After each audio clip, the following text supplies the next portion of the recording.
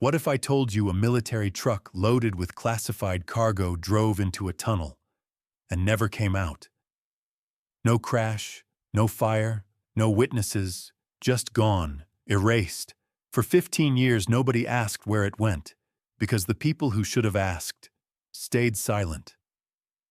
But then a retired Marine, living in a small town with nothing left except his loyal German shepherd, noticed something the police ignored. A missing truck, a sealed tunnel, and a door hidden inside the mountain that was never supposed to be opened again. What he found underground wasn't an accident. It was a weapons pipeline running for over a decade, protected by the same people who were meant to stop it. He didn't have backup. He didn't have authority. All he had was a dog, a flashlight, and the kind of courage the world doesn't teach anymore. If you believe the truth still matters, if you believe one person can still make a difference, then stay with me until the end of this story. And if this video deserves to be seen by more people, hit subscribe, leave a comment, and share it.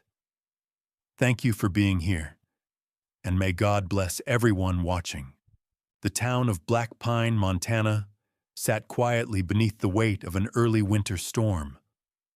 A biting wind swept through the pine trees, bending their tall, dark silhouettes under the gray sky. Snow had not yet fallen, but the air smelled like it was coming, sharp, metallic, and dry. The two-lane highway cutting through the valley shimmered faintly under thin sheets of mist. The place was small, forgotten by most maps. Its gas station closed at 6, its diner still playing country songs from the 80s. This was where Walter Hayes had chosen to disappear from the world. Walter, 52, was a man carved from stone and silence. His hair had gone gray around the edges, trimmed short like the days when he still wore a Marine uniform. Deep lines framed his eyes, and a faint scar ran across his left cheek, a reminder from a shrapnel wound in Fallujah nearly 2 decades ago. His hands were strong but trembled slightly when idle, as if the memories of war still itched beneath his skin. Walter's voice was calm, low, carrying the weight of someone who had seen too much and spoke only when something truly mattered. He lived alone at the edge of town in a small cabin built from reclaimed wood, accompanied only by his loyal German shepherd, Rex. Rex was 5 years old, large and muscular, with a coat of mixed sable and black that gleamed even under Montana's dim light. His ears stood tall, and his amber eyes followed every sound with sharp awareness. Trained as a military dog, Rex had served beside Walter before both were discharged. The bond between them was more than companionship. It was survival. They had saved each other's lives once in a desert halfway across the world, and now they guarded each other's solitude in the frozen silence of Montana. That night, Walter sat on his porch, coffee steaming in his hands, watching the thin rain trace silver lines down the dirt road. It was close to midnight when the hum of an engine broke the quiet. A heavy truck, one of those military green cargo haulers, rolled past, its headlights carving through the fog. The rumble faded as it entered Black Ridge Tunnel, an old mountain passage built during the 1950s and now mostly used by logging companies. Walter glanced at it briefly, thinking little of it, until Rex's ears perked up. The dog stood, tail stiff, eyes locked on the tunnel's direction. A low growl rumbled from his throat. Minutes passed, then 10, then 30. The truck never came out. By morning, the news spread fast across town. The truck had vanished. No exit footage, no GPS signal, and no debris. Sheriff Bill Carter, a broad-shouldered man with thinning hair and a voice too loud for small spaces, called it a probable accident. He stood outside the tunnel entrance with 2 deputies, arms folded over his thick winter jacket. "Driver probably lost control," he said to the reporters. "Steep roads, poor visibility. We'll find the wreck when the fog clears." Walter stood nearby, watching from a distance. He'd known Carter since the man was a rookie, back when Walter had just returned from Iraq. Carter was competent, but often too eager to close a case and move on. Walter didn't buy the story. He knew roads, he knew vehicles, and he knew when something didn't fit. The tunnel wasn't steep, the rain wasn't heavy, and a truck that size doesn't just vanish.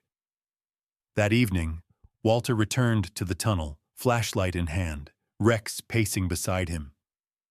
The air inside was cold and wet, echoing each step with hollow resonance. Water dripped from the ceiling in slow, rhythmic beats. The tunnel was barely a mile long, short enough that Walter could see faint daylight at the far end. There were no tire marks past the midpoint, no sign of impact, no broken glass. Just silence. "Rex," Walter whispered. The dog sniffed the ground, circling a patch near the wall. His nose pressed against the rock, tail stiff again. He barked once, sharp and certain. Walter crouched down. Under a thin film of moss, he saw something strange. A faint rectangular outline in the stone, edges too perfect to be natural. He brushed away the dirt, revealing what looked like the seam of a metal door, hidden and flush against the tunnel wall. It was locked, sealed tight, but the edges smelled faintly of oil and fresh paint. Someone had been here, recently. Walter's pulse quickened. He looked around, half expecting movement in the dark, but the tunnel remained empty. "Good boy," he murmured, resting his hand on Rex's neck. The dog's body was tense, ready. "We'll come back. Not tonight." As they walked out into the drizzle, Walter caught the reflection of headlights in a puddle. Too far behind him, parked off the road. A black SUV, windows tinted. It didn't move. Walter kept walking, pretending not to notice. Rex glanced back, ears twitching. Back home, Walter opened his old field notebook and started jotting details. The time, the rain, the sound of the truck, the smell near the door, the SUV. His handwriting was slow but deliberate, each letter steadying his thoughts. On the wall above his desk hung a photograph. A younger Walter in uniform, arm around a fellow Marine. The man in the picture had the same eyes, but none of the wear. Below the photo hung Rex's old unit tag, K914 MWD Rex, Operation Sandstorm. Walter closed the notebook and looked out through the window. The fog had thickened, swallowing the forest beyond. Somewhere out there, beneath the mountain, something was moving, quiet, hidden, organized. He didn't know what yet, but his gut told him it wasn't a simple accident. Rex stood at the window beside him, nose pressed to the glass, ears forward. "Something's wrong out there," Walter said quietly. "We'll find out." Outside, thunder rolled faintly over the hills. The storm that had threatened all day finally began to fall, turning the road to mud and washing away the tracks that might have told the truth. By the time morning came, the rain had erased every trace of the vanished truck. But Walter's instincts were awake now, and once a Marine's instincts woke, they didn't sleep again. Night returned to Black Pine with a sharper chill than the night before. As if the storm had peeled back a layer of warmth the town would never get back. The rain had stopped, but the ground still held its memory. Mud thick enough to swallow footprints. Water pooled in shallow craters along the road, leading to Black Ridge Tunnel. Walter Hayes walked beside Rex, the dog's paws moving silently over the wet earth. Walter carried a heavy-duty flashlight in one hand and an old crowbar strapped to his backpack. He wasn't planning a fight, but a man learned long ago never to walk unprepared into the dark. Inside the tunnel, the air felt colder than before, like the mountain itself had been holding its breath. Walter's footsteps echoed against the concrete walls, but Rex moved ahead soundlessly, nose low, tail rigid, body tense. He stopped suddenly near the same section of wall they had found the night before, only now the moss had been scraped away. Someone had come back. Someone had tried to erase what Walter found. The dog began sniffing frantically, and Walter knelt to inspect the ground. A faint residue clung to the stone, burnt carbon, oil, and something sharper, metallic, bitter. Gunpowder, Walter muttered. Rex barked once, as if confirming. Walter pulled the crowbar free, wedged it into the seam of the metal panel they had uncovered last night, and pushed. This time the door gave way. Someone had loosened it recently. It opened with a groaning metallic sigh, revealing a narrow passageway that descended into the mountain like a throat-swallowing light. The air from within was dry, stale, tinged with oil and metal. A forgotten space awakened. Walter and Rex stepped inside. The walls were lined with rusted steel, layered with decades of dust except for a single strip of fresh boot prints and tire marks. The floor told a different story than the outside world. A story of activity, movement, transport. Walter knelt beside the tire marks, touching the rubber residue. The tread was new, likely from a military-grade vehicle. As they continued deeper, the tunnel opened into a larger cavern with a concrete platform. A few wooden crates sat pushed against the far wall, some broken open. Inside, Walter saw nothing but fragments of packing foam and markings burned onto the wood. U.S. Army property, do not remove. But the crates were empty. Whatever they once carried, rifles, parts, ammunition, was gone. Near the crates lay several metal cylinders scattered on the floor. Walter picked one up. It was an empty suppressor casing. Not civilian, military issue. Someone wasn't just stealing weapons. They were processing them here, modifying, repackaging, redistributing. A voice broke the silence. "You shouldn't be here, Walter." Walter stood, turning slowly. A woman stood a few yards away, flashlight in hand, jacket zipped to her neck. Emma Brooks, 34, local records officer for the county sheriff's department. She was tall, lean, with auburn hair pulled into a loose braid. Her skin was pale, freckled, and her eyes held a mix of intelligence and exhaustion, like someone who spent too many nights staring at screens full of unsolved cases. Emma wasn't dressed like a cop, more like someone trying not to be noticed. Walter remembered her from 2 years back after a missing persons case she worked harder on than the sheriff wanted. She never gave up, even when people told her to drop it. That was why she still had a job, but not a promotion. "Been tracking the missing cargo reports?" Walter asked. Emma nodded. 15 years of disappearing shipments, all labeled accounting errors. You're the only one who ever came back to look. Rex stepped between them protectively, but Emma lowered her flashlight and offered the dog her hand. "Hey, buddy," she said softly. Rex sniffed, then allowed her closer, something he didn't do with most people. Walter noticed. Emma continued. "Someone cleaned this place out fast. I checked the highway cameras, blacked out last night for exactly 7 minutes. That truck didn't just vanish. It was diverted." Walter studied her expression.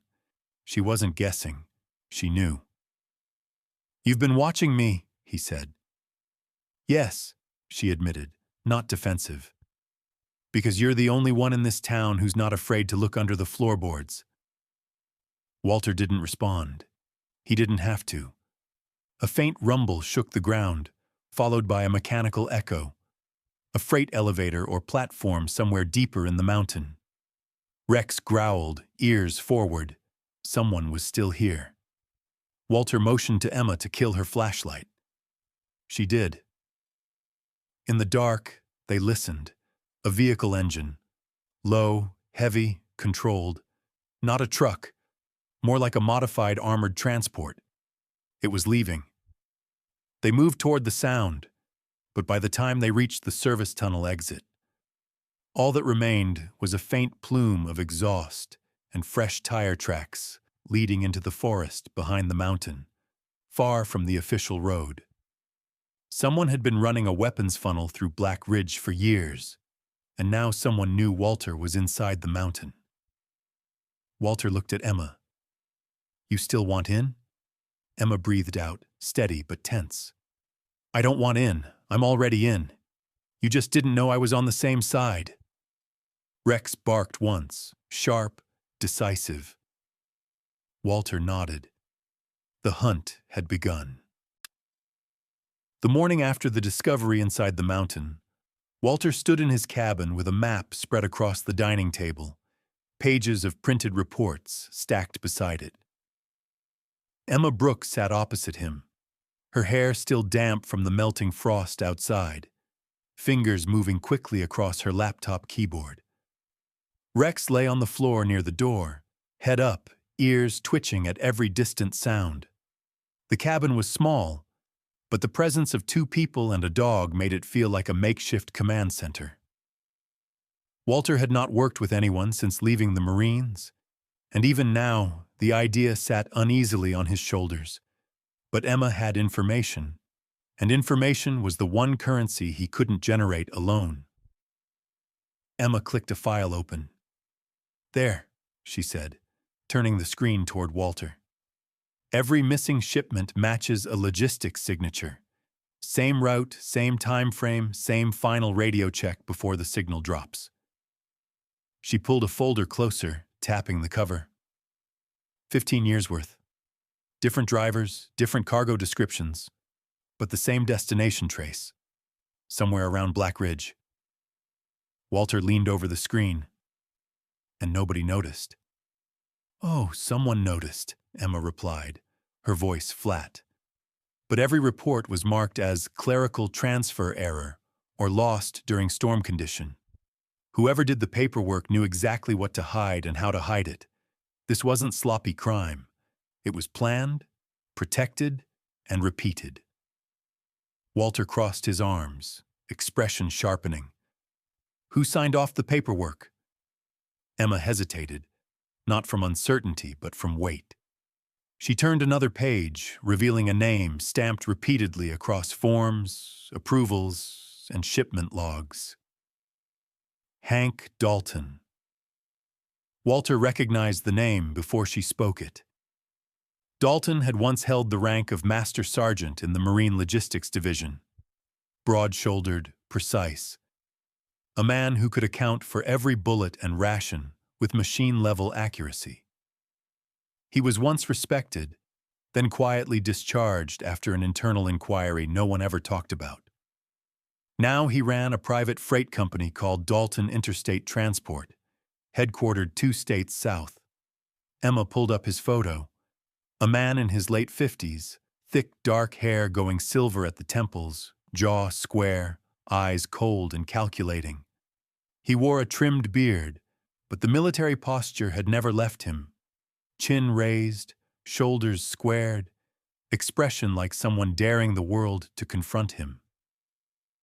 He went from government logistics to private shipping in less than 6 months, Emma said. Which is strange enough. But what's stranger is who invested in his company. Shell corporations, offshore accounts, nothing trackable. Like someone didn't want a money trail. Walter studied Dalton's photo. He was the kind of guy who never took a risk without insurance. If he's running a weapons ring, he's not alone. He'd need funding, storage, distribution networks, buyers. Emma nodded. Which means we're not looking at some local smuggling operation. This is a pipeline. Rex suddenly stood up, ears pointed to the window. A faint buzzing sound hovered just outside, like a mechanical insect. Walter moved to the window quietly. Through the pine branches, he spotted a small drone, black, palm-sized, with a blinking red light and no manufacturer marking. It hovered, lens angled toward the cabin. Walter didn't hesitate. He grabbed the fire poker beside the stove, opened the door fast, and launched the iron rod into the air with perfect marine reflexes. The drone jerked and crashed into the snow, propellers snapping. Rex sprinted forward and stood over the wreckage, barking sharply. Emma stared. "They're already watching us." "More like making sure we know they're watching," Walter replied. "Someone's nervous." Emma closed her laptop, voice lower, now threaded with urgency. "Then we don't have time. We need proof, real proof, not logs and suspicions." Walter nodded. "Dalton has a headquarters, but he's too smart to keep anything there. The evidence is probably still moving. Same route, same destination. If we track the next transport, we find the real hub." Emma looked at him, then at Rex, who stood staring at the forest as if expecting more machines to rise from it. "You said something yesterday," she said slowly. "You're not afraid to look under the floorboards." Walter replied, "That's because I already know what's under them." He didn't say the rest out loud. Bodies, lies, buried orders, and the weight of doing nothing. Outside, the sky darkened again. Not from weather, but from the kind of quiet that came before movement. Somewhere out there, Hank Dalton was already adjusting his plans, because someone had just interfered with a business that had been invisible for 15 years. Walter's jaw tightened. This wasn't a mystery anymore. It was a countdown. The night had settled thick over Black Pine. The sky moonless. The air sharp enough to sting the lungs. Walter moved silently through the trees with Rex at his side, both dark shapes swallowed by the forest. He had learned long ago that the best time to break into a place was the moment its guards believed no one would return. Emma stayed behind, monitoring radio frequencies from the cabin. If things went wrong, she'd be the only one who could call for help, assuming there was anyone left to call. The entrance to Black Ridge Tunnel looked the same from a distance, but up close Walter saw the change. Fresh metal, newly installed locking bolts, a keypad entry system that hadn't been there before. Someone had reinforced the place in less than 24 hours. That meant Dalton's crew was already reacting, tightening the perimeter. They expected witnesses. They expected Walter. Rex sniffed the ground, then let out a low, warning rumble and tugged Walter toward the drainage ditch that ran along the side of the mountain. The grate covering the runoff pipe was new, but not welded. Someone wanted to block animals, not intruders. Walter pried the grate off and slid down the tunnel just wide enough for him to crawl through. The smell inside was damp metal and stagnant water. Rex followed easily, body low, trained to move without sound. The pipe opened into a maintenance chamber lit only by the faint emergency bulbs along the ceiling. From there, a steel stairwell led downward. The air grew warmer. Not natural heat, but electrical heat. Machinery running somewhere below. They were deep enough now that phone signals wouldn't reach. Walter kept his knife ready, not his gun. Silence was still worth more than bullets. When they reached the lower level, the tunnel widened into an enormous chamber, far larger than the first room Walter had seen. It looked like an underground loading bay, big enough to fit multiple vehicles. Crates were stacked in rows taller than a man, stamped with faded U.S. Army logos. numbers burned off or painted over. Wooden pallets held rifles wrapped in greasecloth, and beside them lay boxes of tactical gear, night vision goggles, encrypted radios. Not just stolen weapons, complete combat kits, enough to arm a private army. On the far wall hung a map, regions marked in red, shipment routes drawn like veins across the country, branching south toward the border and east toward the coast. Some routes were circled, others were crossed out, but the most recent was still fresh in marker. Phoenix.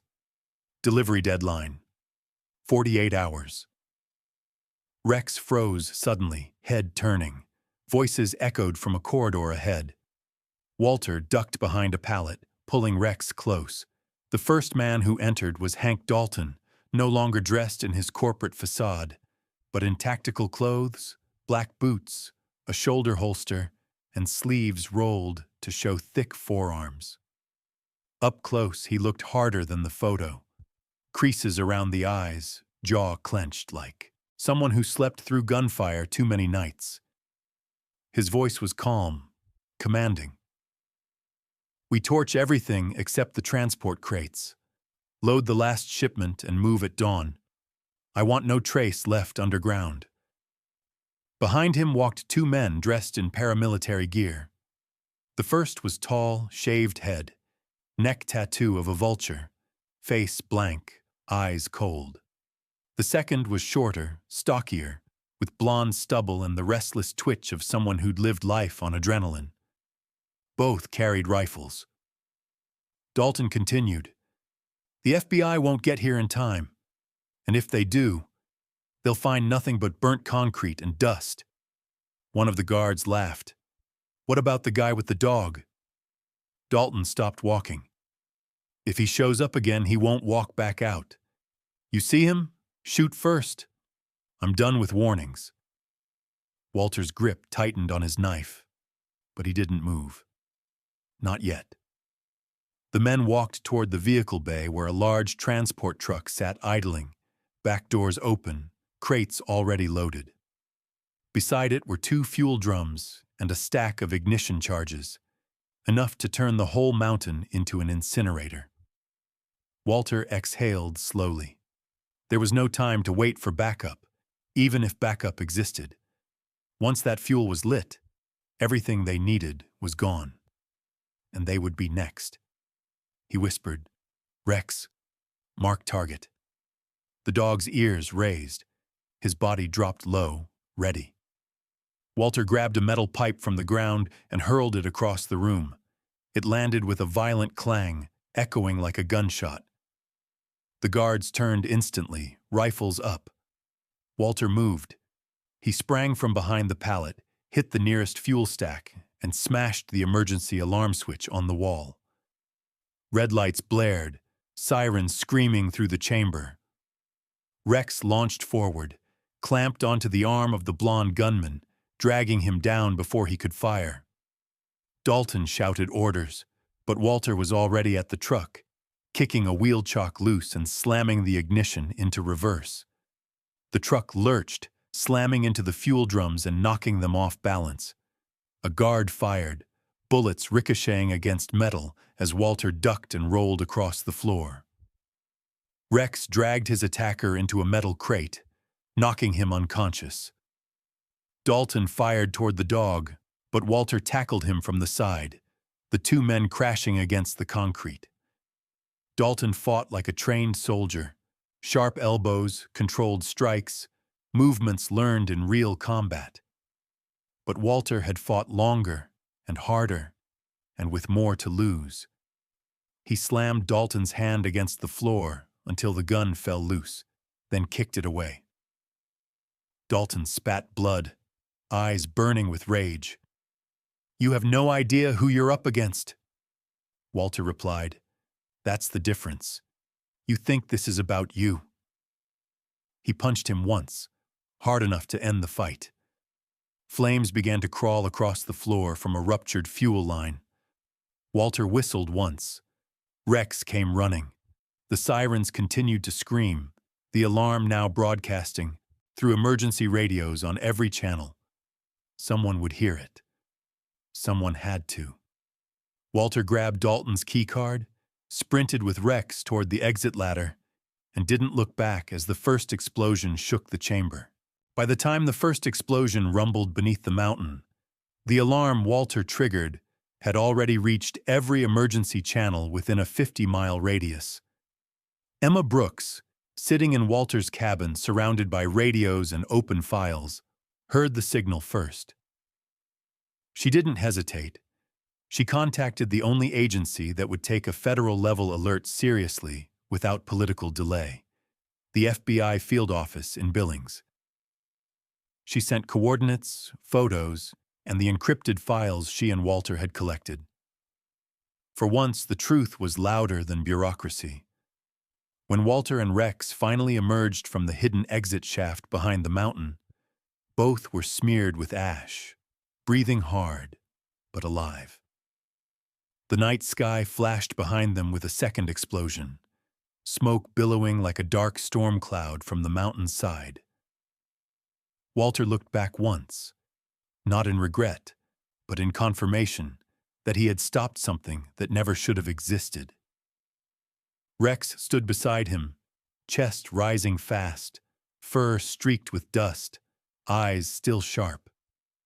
The first helicopter arrived 20 minutes later, followed by black SUVs grinding through gravel roads in a hurry the town had not seen in decades. From the lead SUV stepped Special Agent Matthew Greer, early 40s, tall, clean-cut, wearing a charcoal suit that did little to hide a naturally athletic build. His hair was dark blonde, trimmed close, and his brow held a permanent crease that suggested he spent more time dealing with lies than paperwork. His voice was calm but carried authority born from repetition, not ego. "Walter Hayes?" Walter nodded. Greer glanced at Rex, then back at Walter. "You just blew open a federal ghost file 15 years old. We've been circling this case from the outside with nothing but rumors. You handed us proof." Walter didn't speak. He wasn't the kind of man who enjoyed praise, and Greer seemed to understand that. Within the mountain, agents in tactical gear arrested the surviving men, dragged out crates of weapons, and documented every inch of the facility before sealing it. Hank Dalton, hands cuffed behind his back, was pushed into a vehicle. His face was bruised from the earlier fight, but his expression remained cold, eyes burning with restrained fury, not fear. He stared at Walter as he passed. "This won't end with me," he said, voice low. Walter replied, "It ends where men like you stop thinking they can bury consequences." Dalton didn't respond. The door shut. The vehicle drove away. And just like that, the man who profited from war and silence was silenced by the law he thought he stood above. A younger FBI agent approached Emma, a wide-eyed recruit named Daniel Ruiz, 27, slim build, dark hair, glasses slightly crooked, as if he wasn't used to field work yet. He spoke quickly, nervous excitement in his voice. "Ma'am, the files you sent. Half the office is still verifying them, but I think you just solved the biggest weapons diversion case since 2008. Emma gave a small, tired smile. "I didn't solve it. I just refused to ignore it." Ruiz admired her, almost in awe. "Most people don't risk their careers for the truth." Emma replied, "Most people don't have a Marine and a dog break into a mountain for them either." The scene settled as dawn finally broke over the hills. The sky shifted from black to pale gold, snow dust clouds reflecting the first quiet hints of morning. Agents taped off the area, the tunnel entrance now surrounded with floodlights and steel barriers. Soon it would be welded shut, made into nothing more than a line in a classified report. Walter stood a few steps away from the chaos, hands in his coat pockets, watching the sun rise over the ridge. Rex sat beside him, tail still, gaze fixed forward. The dog looked tired, but not broken. There was something almost peaceful in the way he watched the road, as if knowing the mission was complete. Agent Greer approached again.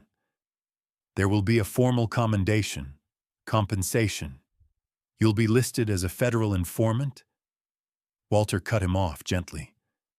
I didn't do it for money or medals. I did it because it was wrong. Greer studied him for a moment, then nodded with genuine respect.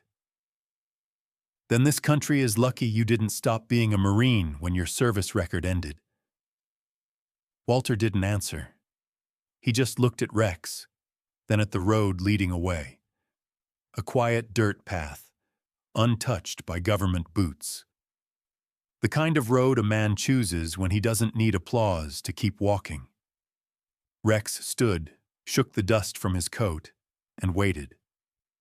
Walter gave one last glance at the men sealing the tunnel, making sure the last 15 years of corruption were finally locked away.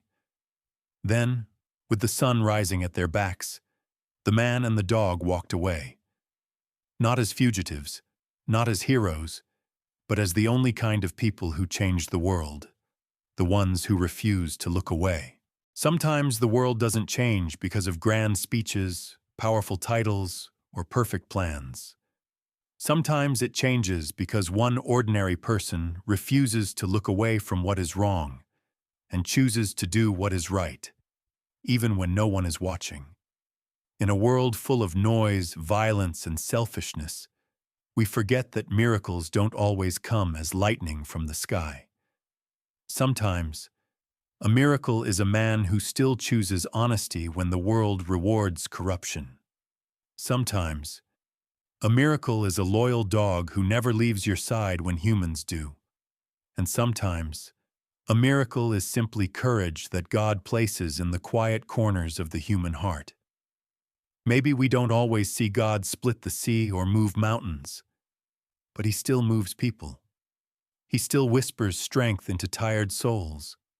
He still places light in the darkest tunnels, if we dare to keep walking toward it. So wherever you are watching this from, may God bless you, protect your family, guide your steps, and give you the courage to do what is right, even when no one is clapping, because that is where miracles begin. If this story touched you, don't keep it to yourself. Share it, comment your thoughts, and help this little story reach someone who might need the reminder that the world still has hope, still has goodness, still has God working quietly through ordinary people. And if you want more stories like this, full of faith, courage, and loyalty, don't forget to subscribe so you don't miss the next blessing. May the Lord watch over you and everyone you love. God bless you.